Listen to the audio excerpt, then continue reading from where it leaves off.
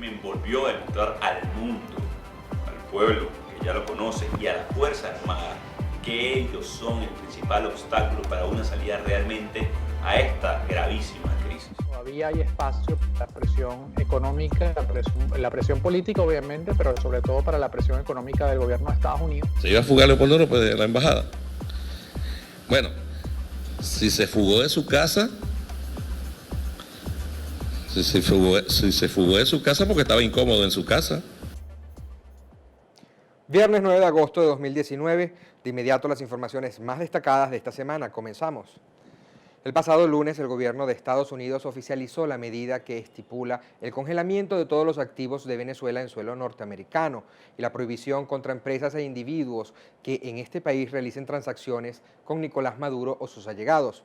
Según se lee en el documento oficial que intensifica la campaña de presión económica y diplomática contra el mandatario venezolano, este embargo solo exceptúa las transacciones del gobierno federal estadounidense y la provisión de ayuda humanitaria.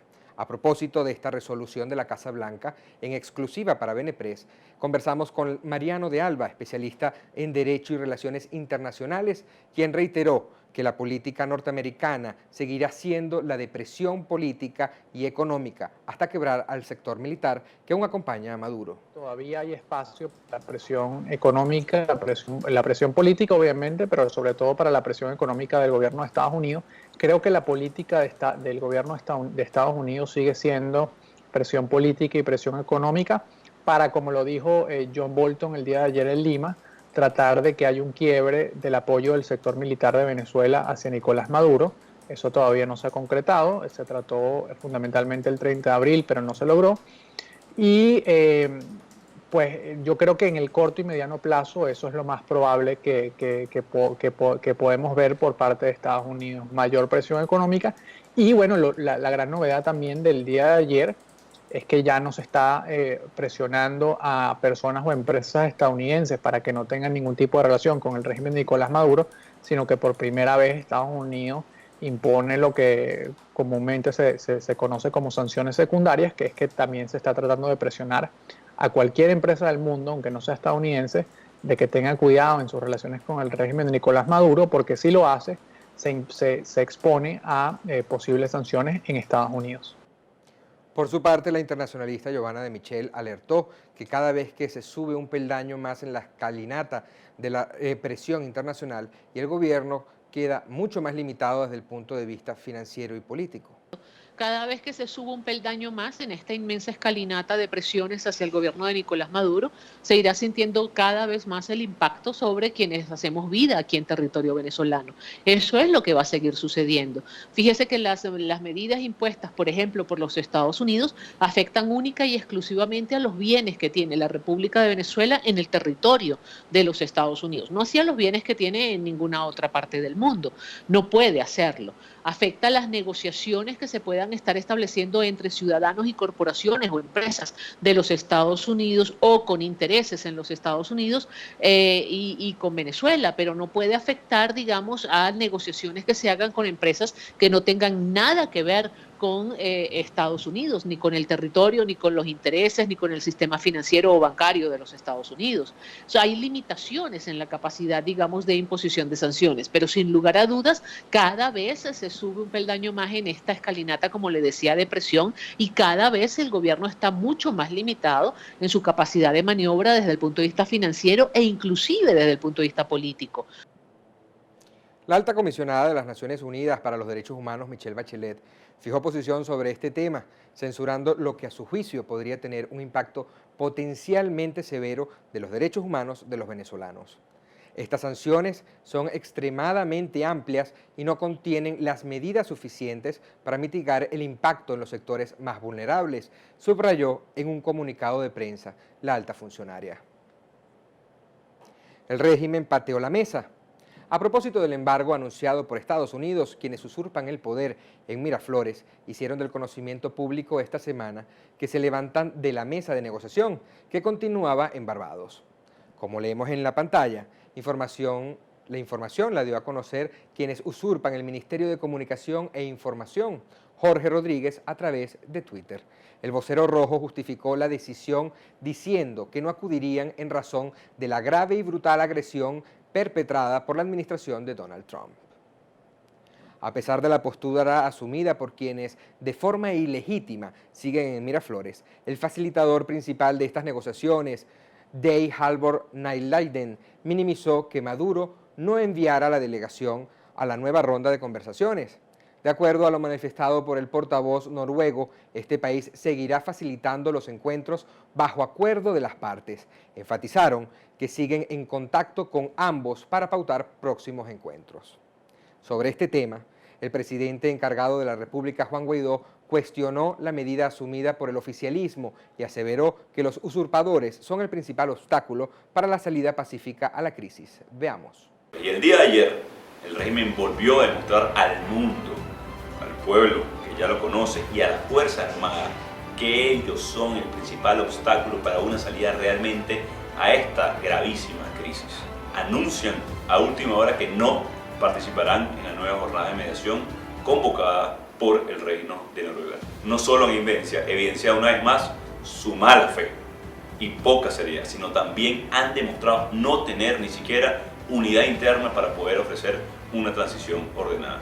La verdad es que con esto han dejado claro que el único que les interesa son ellos mismos, Maduro, sus intereses, sus negocios, sus intereses personales. Eso es lo que les duele, no bloquear alimentos y medicinas de ayuda humanitaria. Y al mismo tiempo buscan chantajear a la comunidad internacional para que detengan sanciones. Sanciones que hoy tienen funcionarios corruptos y violadores de derechos humanos, empresas del Estado que han sido utilizadas para financiar corrupción, actividades ilícitas, para lucrarse del hambre de Venezuela. Todas esas son absoluta responsabilidad de Nicolás Maduro y su régimen usurpador. Entre tanto, el expresidente de Petróleos de Venezuela, Rafael Ramírez, sostuvo que el diálogo de Barbados era muy vulnerable y no podía más que implosionar por una u otra vía. El otro hombre fuerte y de confianza de Hugo Chávez sumó que para el madurismo las últimas medidas económicas de Estados Unidos le dan la excusa perfecta a los rojos para patear la mesa. Esta semana también fue noticia el tome y dame entre quien usurpa la vicepresidencia de la República, Delcy Rodríguez, y los portavoces del Canal de Panamá por la presunta retención de una embarcación denunciada por la funcionaria venezolana.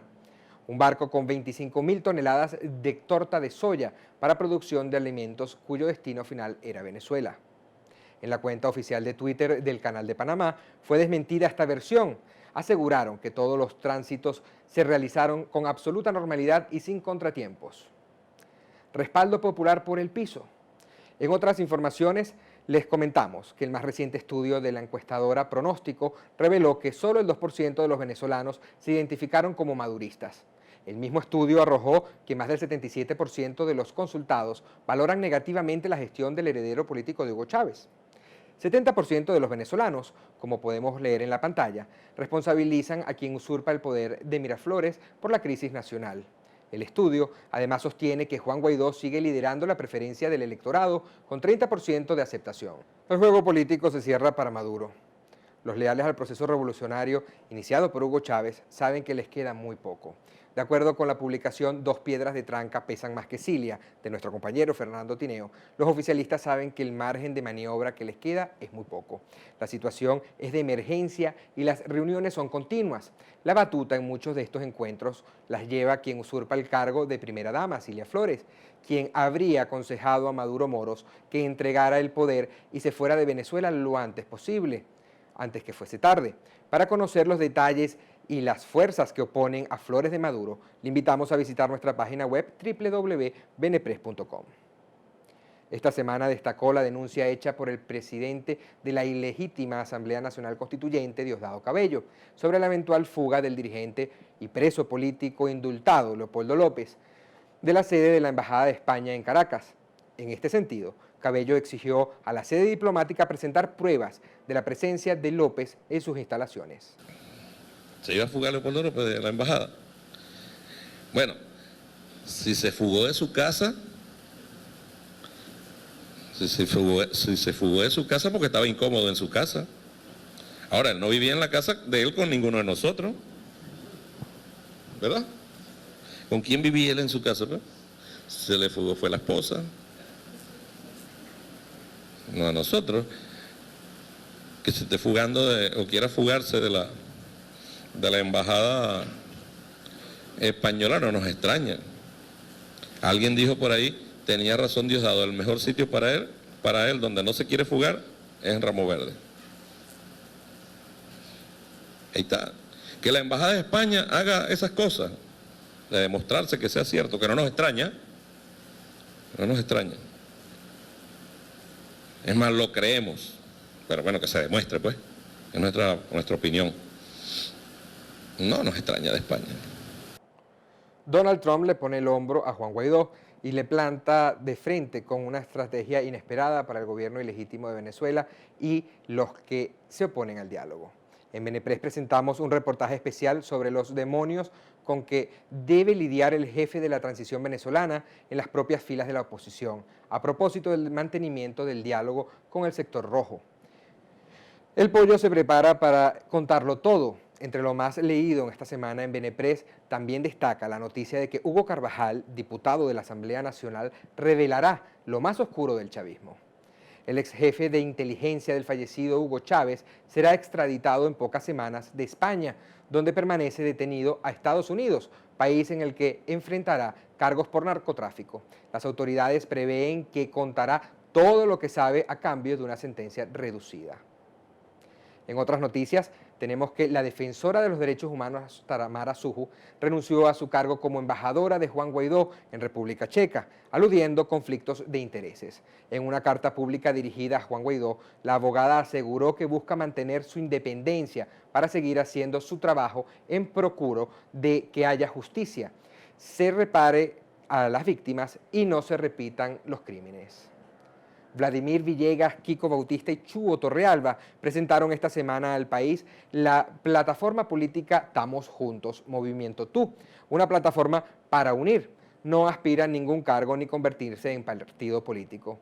Según manifestaron quienes la encabezan, el propósito de esta organización es ayudar a la gran mayoría que quiere cambio a través de elecciones y aspiran solo sumar voluntades para reconstruir al país sin fracturas pasadas ni venganzas.